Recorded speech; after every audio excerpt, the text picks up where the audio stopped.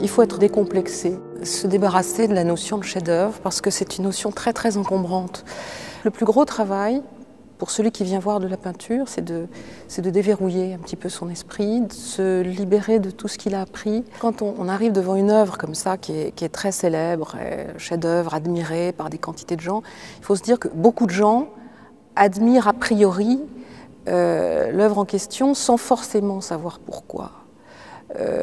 Quand vous voyez des milliers de gens qui se pressent devant la Joconde et qui sont un peu déçus, au fond, parce qu'elle ne correspond pas à ce qu'ils pensaient, ils attendaient quelque chose de spectaculaire. Il faut vraiment éviter ça. Si on arrive dans un musée comme celui-là et qu'on se dit a priori c'est impressionniste, ça a été peint en telle année, et donc je dois comprendre que ça gâche tout, je crois que la première question qu'on peut se poser, elle est très simple. Qu'est-ce que je vois vraiment ? On ne peut pas voir toute la peinture, tous les tableaux, tout de suite. Il faut accorder du temps à une œuvre, voir le moins de tableaux possible et lui accorder le plus de temps. Il faut traiter les tableaux comme les gens.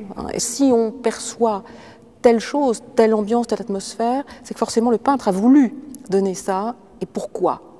Et c'est à partir de là peut-être qu'on peut vraiment entrer dans une œuvre. Donc les notions, on peut dire académiques, d'histoire de l'art, on va les trouver après. Donc réellement se faire confiance au départ, croire ce qu'on voit, se demander pourquoi on le voit, qu'est-ce que ça peut vouloir dire, et pourquoi est-ce que le tableau est aussi actif. Pourquoi est-ce que, d'une certaine manière, on est attiré par lui? Pourquoi est-ce que de temps en temps, on est repoussé aussi par lui? Il y a toujours une raison.